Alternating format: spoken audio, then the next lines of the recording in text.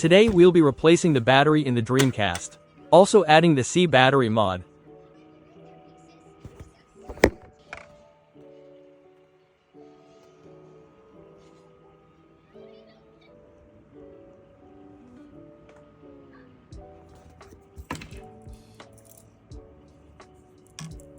You'd want to focus on these 3 solder points.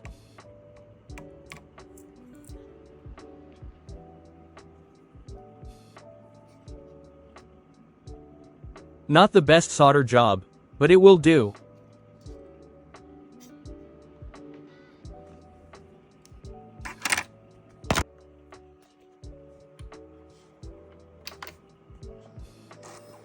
No more beep.